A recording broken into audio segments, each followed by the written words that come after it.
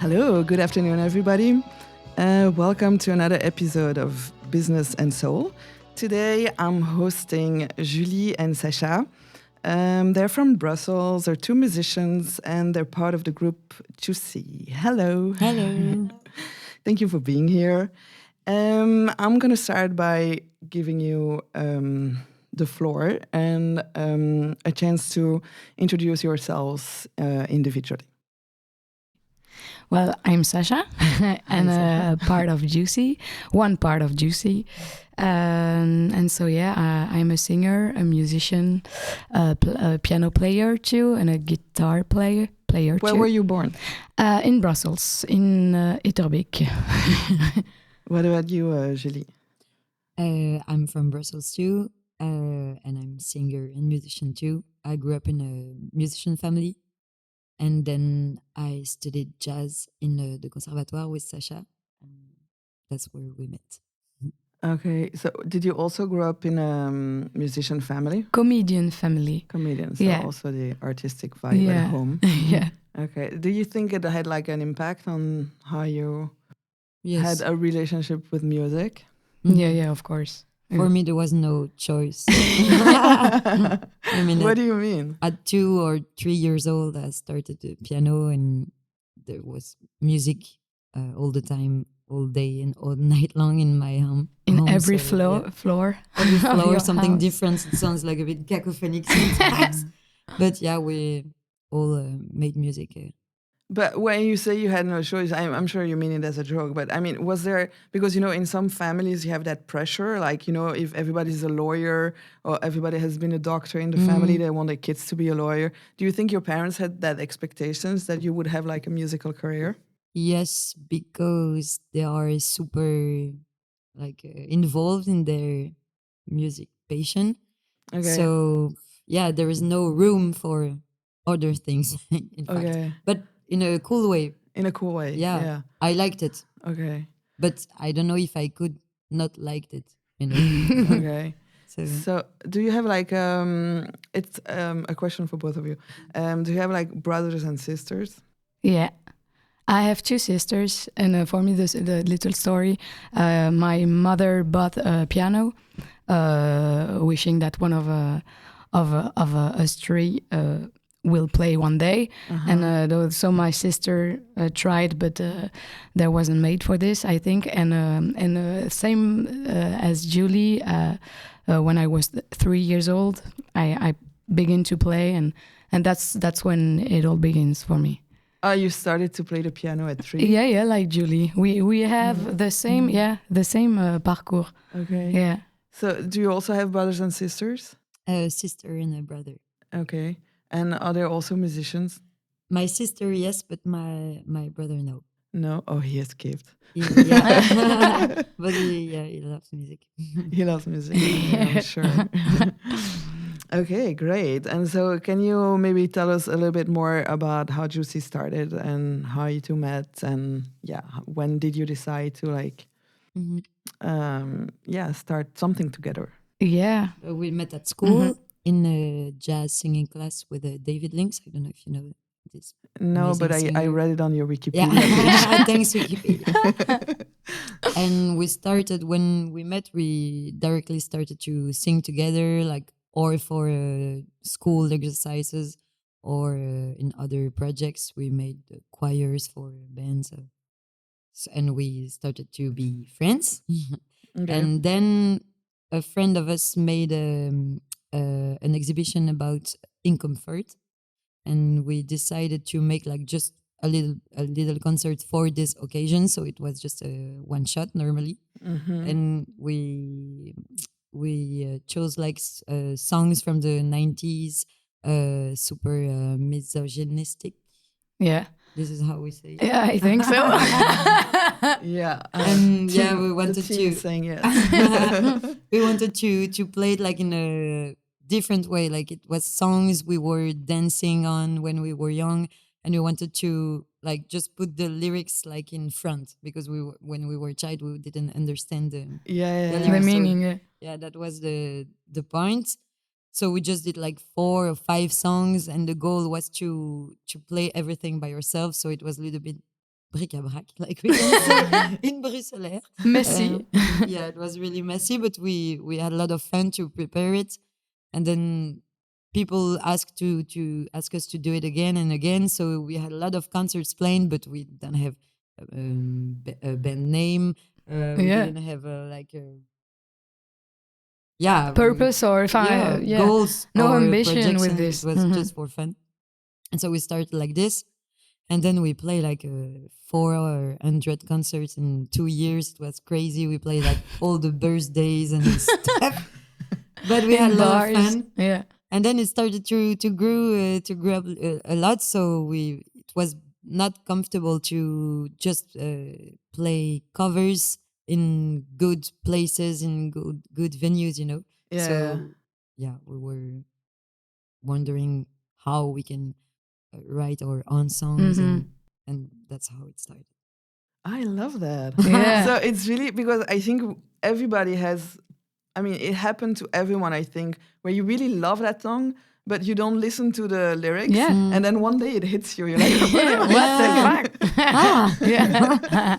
So that's how it started, actually, that moment where Yeah. you realize, oh, Yeah. that's what they're talking about. That's what they're saying. And there is something like we miss now. It's like when we started, it was so no goals, no expectations, Yes. and so everything was super fun, Genuine super and, light, super yeah. just in the fact of No enjoy. strategy. Yeah. And we miss this. No pressure. Yeah. Actually. Yeah.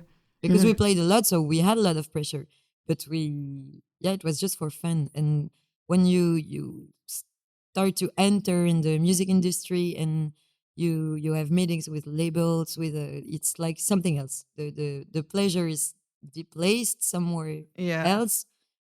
I think more professional. So there is also new things, super interesting. But we miss that flow, like super. Naive flow. Yeah. The naive. Okay. Yeah, maybe. Yeah, because I was gonna ask, so if you then like on purpose try to create some space or some moments where you can kind of recreate that, but I guess it's complicated to recreate naive. Yeah. Yeah, but we are trying Being to do naive. this too.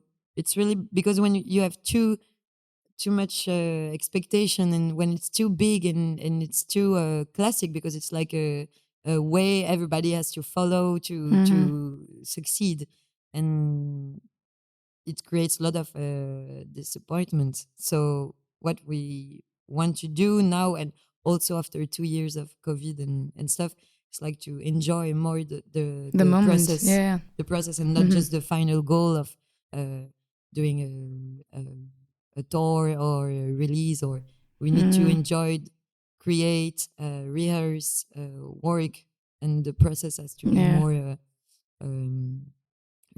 rooted. Yeah.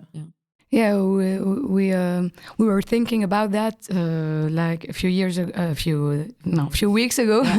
Like when we think about everything we lived, concerts, or big concerts, in big venues or stuff like this, we're like, what the fuck? It was so amazing, because at that time we were just so stressed that it was like crying. We were crying the day after.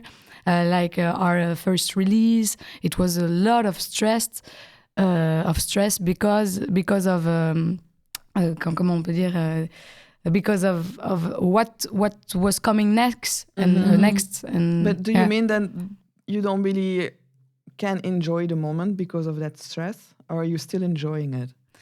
Now it's different, I think. No, but back then, when you were Not describing the time it. to enjoy. It's like not the time to, because there is expectation. People are here to see if they want to work with you. Like, and it's always like what's going to happen after, and then you are not in the present. In the present You are moment. not in the present moment, and yeah, you don't have the time to just realize that what you are doing is cool. And Okay, interesting. but I think it's just a reset of something, because the process is more interesting. It is. I mean, I think that's like kind of a philosophical thing, right? You always have to go back and kind of let go of your own expectations first and what you think life should be, and enjoy how it is and accept how it is. But I wanted to go back or ask you, like maybe not only your childhood, but also as a teenager, like in the very beginning, can you both like describe a moment, like a special moment or a special memory that for you like explains your relationship with music or that has built your personality and the way you see music? Mm, Well, maybe I don't know. When I was a child, so I played the piano. I began to play the piano at 3, and they were a lot of expectation from my parents, from my teacher. So I had a relationship with music very tense because I did a lot of concours and stuff like this with the piano. And then I remember very well that when I was 16 years old, like I wanted to break that pressure and that very classy. I don't know, non pas classy. Classic. Yeah, super like Structure. yeah, and, sévère, and structured. narrow-minded or Yeah, yeah. rigid. Yeah. Yeah, and because it was really hard, like really hard work. Like you have to work 3 hours a day, and so plus yeah, school. yeah, plus school and everything. So I remember that at that time I was like, fuck all of this. And I just want to make music, but differently. So that's how I met people with who I made bands, rock bands, not really rock, but pop rock bands, and I wanted to study jazz and like yeah, that's what I remember very well, and my weird relationship with the music. Yeah, you kind of had to find also like your own, because if you're also surrounded by creative people or just also having your parents who are expecting Yeah, something yeah. from you, you need that kind of space where you go back and are able to connect with yourself. Yeah. Yeah, that's cool. What Yeah, about and you? classical music is super strict. Like you need Exigent, ouais, to je comprends, yeah, you oui. need to reproduce something which were written like Yeah, many years years and ago. years and years ago, like perfectly. It's a lot of pressure. Jazz, what we studied and what we do is more a bit more cool. What about you? What's your memory? Uh, I had a lot of bands like pop and a rock band starting from 12 years old or something. So I always had this classical study in parallel of all different music. So it was cool to explore. And I have the feeling that I explored a lot when I was a teenager. And I played bass and sing like in a rock band in a and it was super cool because I did this, and in parallel I was singing in La Coraline, which were the choir, the choir Child choir. of child for La Monnaie, the opera. And so it was super nice to be on big productions during weeks or months, and then go back to my friends' garage to sing rock. But then we did a project with this choir, and we were singing with Akamoon, which is a super nice jazz band, and David Links, so the teacher we had in school. And so it was a mix between classical music, free jazz, jazz. There was also Umu Sangare, which is a super amazing singer. And that's the moment where I found like something I wanted to study and something to dig on. Okay. Like all the influences were crossed. So it wasn't like obvious you were going to do le conservatoire. Mm, I mean, was it like a process, the decision making, or was it like, yeah, of course I'm going to do this? Like, no, for me it was sure that and I think for Sasha too, we wanted to make music, but studying music is something like if you study classical or jazz, it's super different. But it's also because yeah, this is school, this is conservatoire, so it's super uh, enfin, ouais, conservateur, and so it's super classical or jazz, and there is no blend between all. It's hard to see music like a big thing. It's like yeah, studying. So it's cool when it's blended. So, from my understanding, but yeah, someone who's not in the music world, but also I feel like in other creative sectors, like maybe fashion, I feel like creative schools have this reputation of being like very hard, and it's kind of their motto is a little bit like reality is going to be super hard, so we're going to be really hard with you guys. Is it like this at the conservatoire, or was it your experience, or how did you feel it during your studies? Actually, I didn't finish the conservatoire. Even school and me is a long story. So, yeah, I started in Jazz BXL. It was a private school at 17. Then I met Julie at 18 at the Conservatoire Royal de Bruxelles, and so I didn't go much in class. But I remember the thing I remember is David Links, who was like, really, you have to do this thing like this, and you have fun. It was quite hard as a teacher. But not really like this, because no, it was saying that you in music you have to be really exigent. Like you need to work. You need to, yeah. You have to work. Yeah, at that time I was, and I think you too. I was like. Coming to class with like rocky, smoky voice. I don't know how to say this. Like, you know, We were partying a lot. so yeah, it was still. If I was Yeah, still, but there's a difference between being demanding and trying to take the best out of your students, and kind of like break down your students or trying to make it hard on purpose. No, it- it was it- a super no. good teacher. Okay, But okay. yeah, he showed us that you need to work to Yeah, you need to to. free Yeah. yourself from, and even when you are a young singer and there is a lot of things to learn, Yeah. and he wants every student to free themselves from talk, or something you need to, like, I don't know to explain, to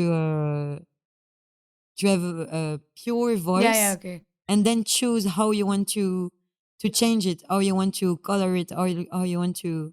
So it's really hard to do this. It's like Yeah, it's defaire yourself, I don't know how to say, to undo. Yeah, and to Yeah. to learn. reconstruct then. Yeah. Mhm. So it's hard to do even when you are 18 and super influenced by all the Yeah. things you You are hear and listening like. to. Yeah. Yeah. Yeah, you already have habits, like you said, talk, like, but I don't know how to say this in English. Yeah. Habits, vocal habits. Yeah, So yeah, it's a lot to do, and you have a piano lesson, harmony lesson, ear trainings lesson. So it's, yeah, a lot of things to work on, and then you need to work at the same time on your own projects, and so it's, yeah, but it's nice. It's a super good school. All right. So that's actually nice to hear. So how there's so many things I want to ask. So you explained so how it started very genuinely and organically, but so what was like the first, let's say, professional steps? You mentioned it a little bit, like that you felt overwhelmed a little bit and also stressed, but can you maybe go back and explain a little bit more how it was? And I'm also actually interested in your relationship together. Like, I think, I mean, being friends and also having a business, because what you're doing, it's your business. It's not the most easy to keep a professional and also keep your friendship. So I'm interested in knowing if there's like something you do to keep that friendship, and also, of course, to keep your professional relationship like healthy. And We worked a lot on this, but we had a good basic, because we started this band just with fun, and Yeah. so we were doing like 5 concerts per week, but we were always drunk. And it was fun, and then when we started to make our own songs and it was more professional, we really quickly find a way to um, to see what could be not easy, or what could be yeah, a complicated. challenge. Yeah. So we talk a lot of what we want as a person and as a band, and how to keep like the friendship apart also from the stress we have with the band. Yeah, because at a certain moment there were a lot of people like growing like around us. So they were we had to make choices. Like I don't know how to explain this, but when there are people around, you're not by ourselves, and I think like we are really connected. Like we know what we wanted to do, but we want to do. But when there is other people, Bookers, yes. managers. Yeah, everybody has their opinion. Yeah, Everybody has their and, thing. so- And then you know. we lose a little bit the link. Yeah. When there is too much people. Yeah. And it's We're funny like- because even we were talking about this a few weeks ago, but even in our friendship, we just see each other at 2. Like it's super intense, like fusional. We don't see each other with a lot of people, or it's like really always just Yeah. at 2. But it's beautiful. I mean, since Yeah.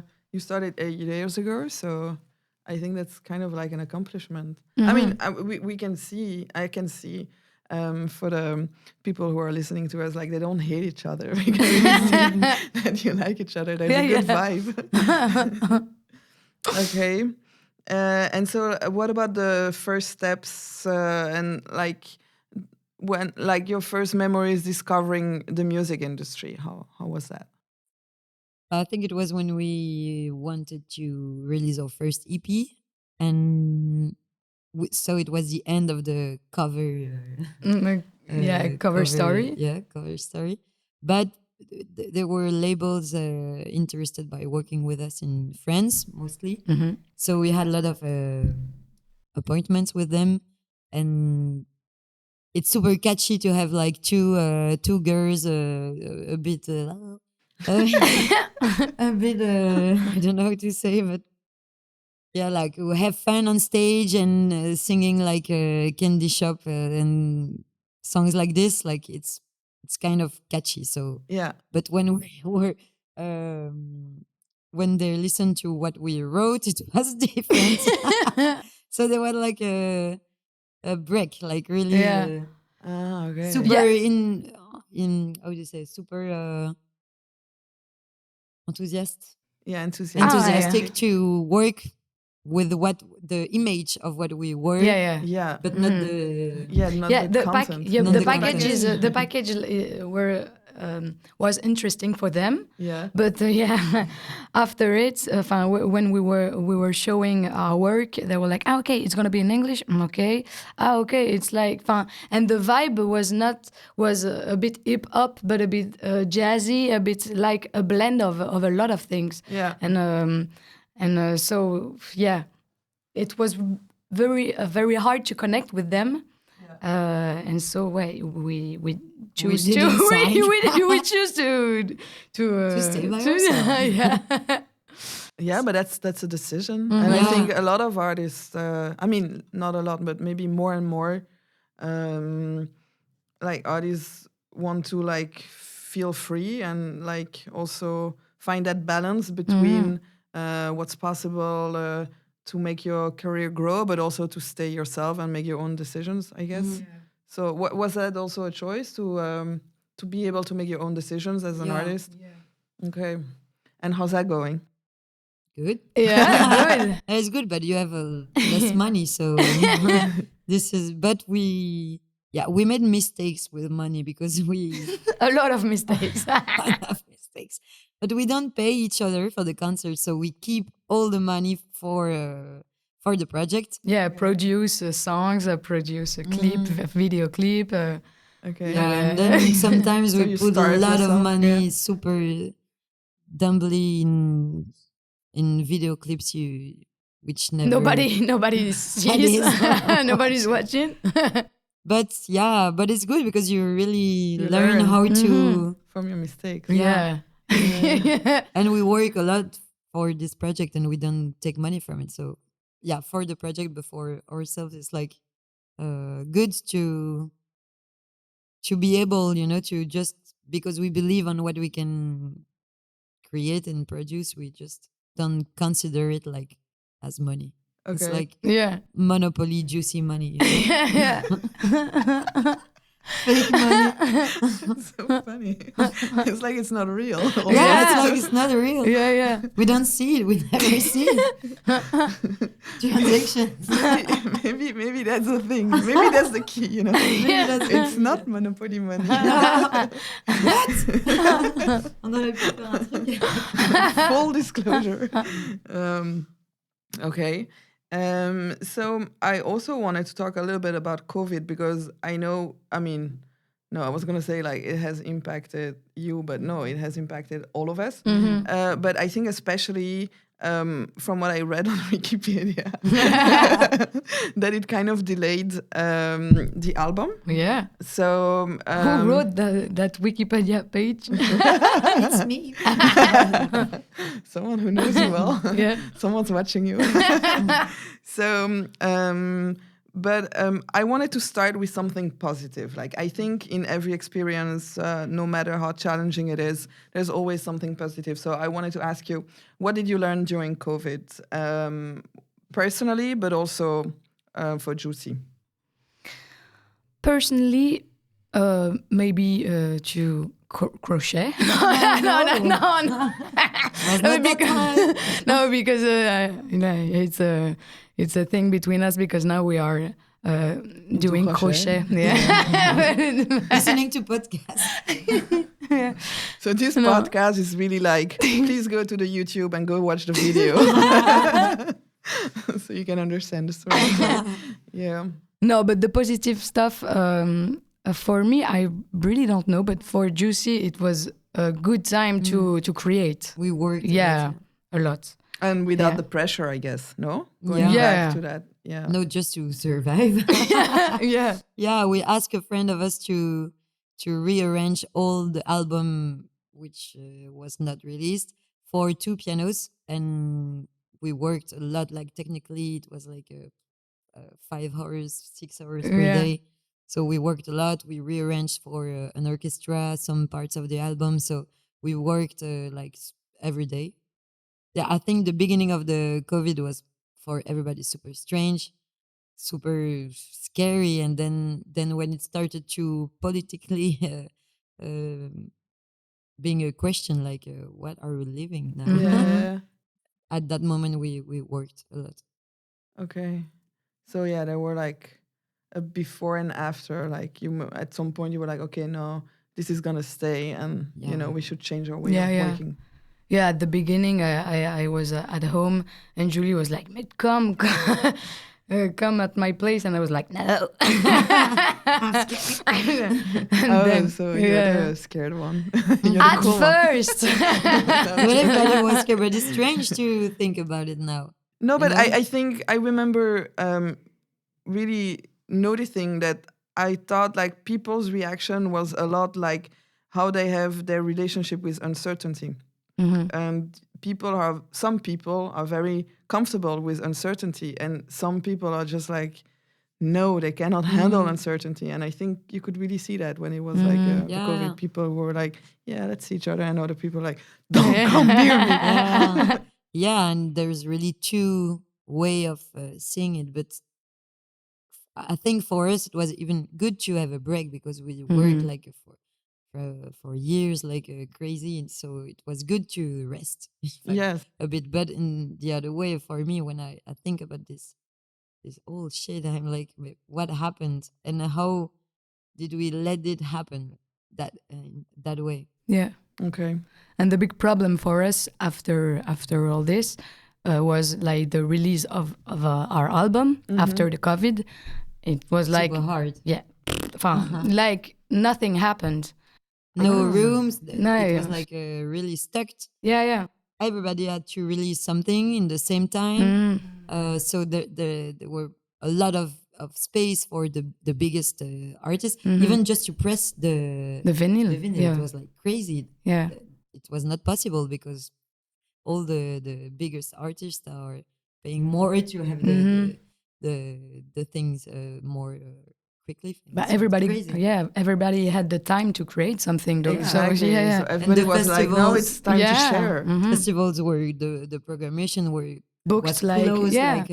So it's super hard, and even now it's hard because a lot of little places has closed.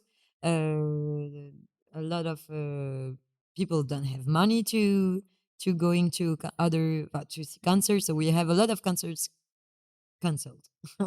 Even now, 2 years, 3 years after. Still, Yeah, how come? festival people don't go that often to. Too little festivals because of The big one, our survived. I think we are not finished with the consequences. Mm. So, one of my questions was also was what was the most difficult challenge professionally, and how you overcame it. I think what we talked before, for me, it's one of the most difficult challenges to enjoy, just to stay in a love link with what we do. yeah, and to find pleasure even if there isn't like a big goal or stuff like this, because I think before we were working for that too, like and you can imagine maybe if we do that we can be there and stuff like this, and that was a lot of pressure on us too, on our expectation, and it was hard when you don't get it and you're like yeah, that sucks, and it was a bit like this. Yeah. Sometimes like what we do Always sucks, disappointed. and and today it's hard to be like to think like this when you work hours and then you're like no, it was not a good choice.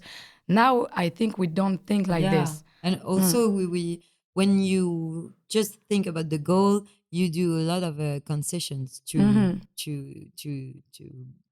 achieve the goal Yeah. more easily.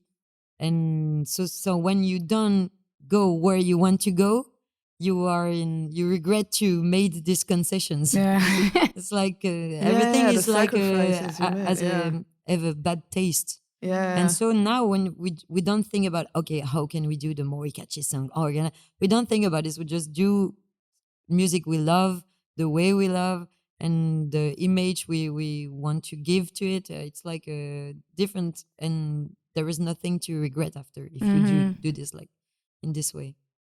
But then I'm wondering about like, isn't it also a matter of identity, like how you see yourself? Because I can see that for myself before I was very focused on work, and it was like I am my work. Yeah. And then when something is not working out professionally, then it's like you said, like it sucks or you suck. But once I understood that I am not my work, I'm a person.